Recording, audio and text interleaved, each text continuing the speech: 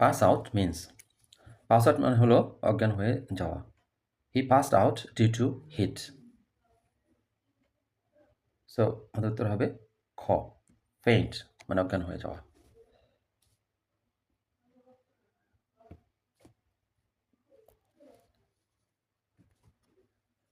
The police is looking dash the matter.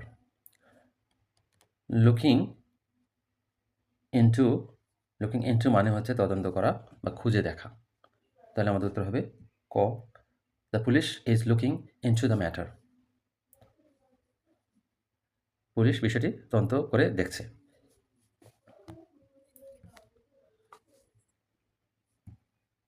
The phrase man of parts means, এই man of parts একটি phrase যার মানে হচ্ছে বহু প্রতিভা সম্পন্ন ব্যক্তি। তাহলে আমরা অ্যান্সার অপশনে দেখি যে গতে আছে ট্যালেন্টেড। যারা ট্যালেন্টেড তারাই হচ্ছে বহু প্রতিভাসম্পন্ন ব্যক্তি। তাহলে man of parts means talented person. Select the meaning of pragmatic. Pragmatic শব্দের অর্থ কী? প্রাগম্যাটিক শব্দের অর্থ হলো বাস্তববাদী বা ব্যবহারিক জ্ঞান সম্পন্ন। যেটি আমরা দেখব উত্তর গতে আছে যে প্র্যাকটিক্যাল, এটি হচ্ছে আমাদের উত্তর। একটু উদাহরণটা দেখি। She is very pragmatic in decision. তিনি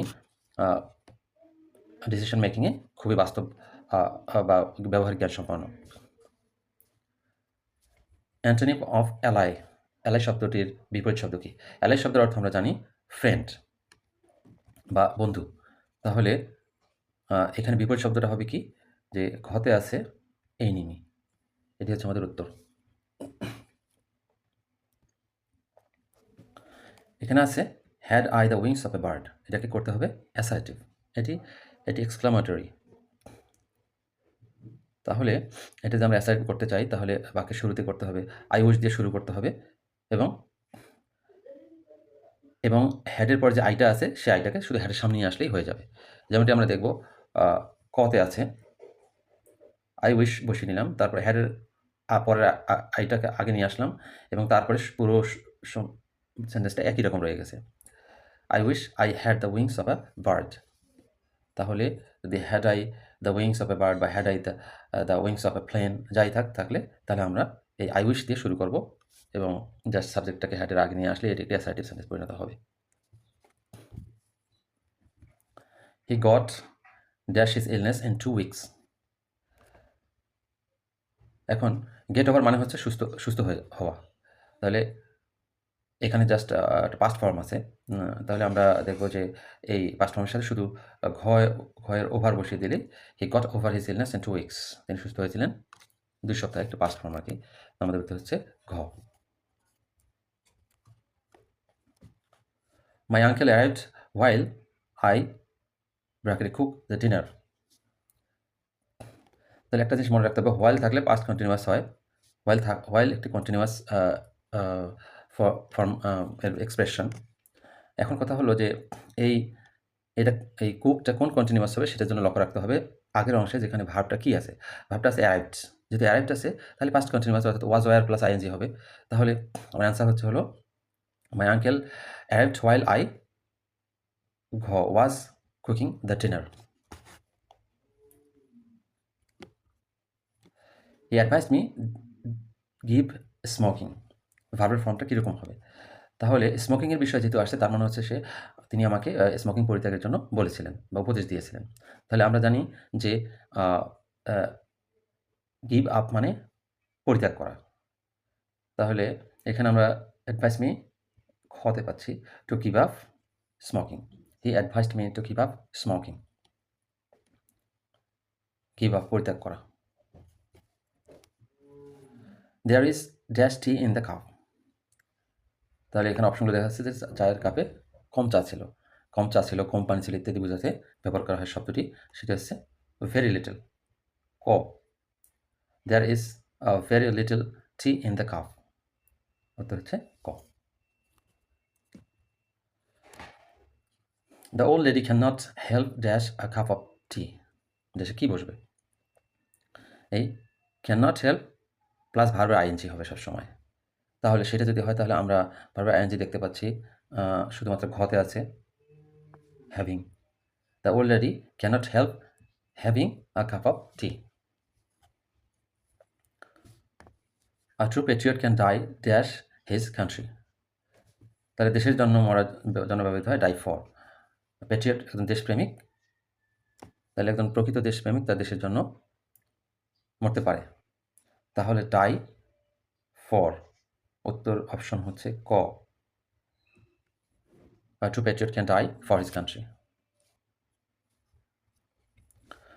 Lingua franca means হচ্ছে সাধারণ যোগাযোগের ভাষা। তাহলে লিঙ্গুয়া ফ্রাঙ্কা মিন্স হচ্ছে কমন ল্যাঙ্গুয়েজ, যে ল্যাঙ্গুয়েজের সর্বসাধারণ সকল স্তরের মানুষ কথা বলে। The work is to be dash immediately, এটা বোঝা যাচ্ছে যে এটি একটি প্যাসিভ ফর্ম। সো প্যাসিভ ফর্মে ভার্বটা যেটি হয় সেটি হচ্ছে ভার্ব 3। তাহলে ভার্ব 3 আমরা এখানে পাচ্ছি হচ্ছে খতে, ডান।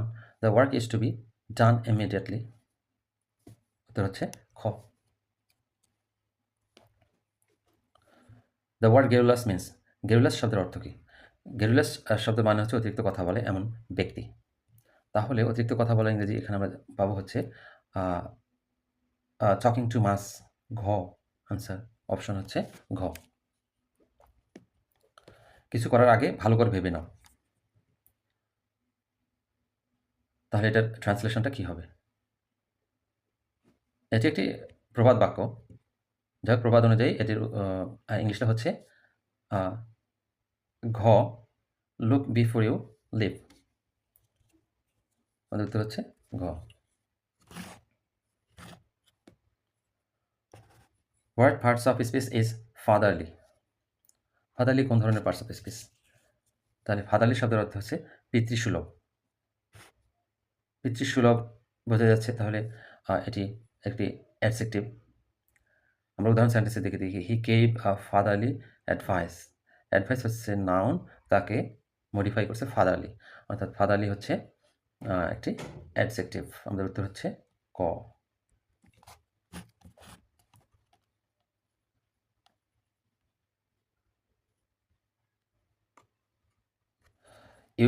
Your clock has run.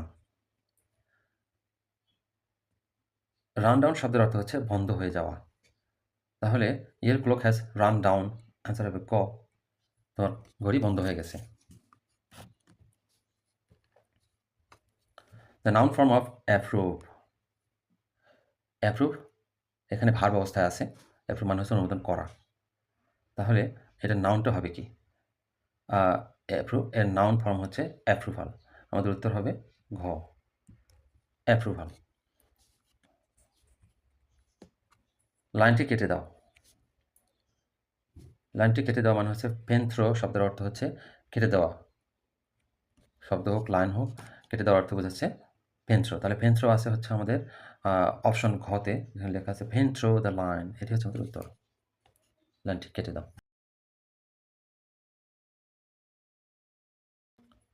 The synonym of franchise is.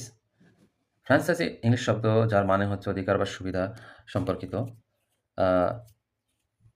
সেটা যদি আমরা লক্ষ্য করি যে অপশনগুলোতে আছে, গতে আছে প্রিভিলেজ, সুবিধা। এটি হচ্ছে আমাদের ফ্র্যাঞ্চাইজের অর্থ বা সুবিধা। ফ্র্যাঞ্চাইজি মানে হচ্ছে সুবিধা।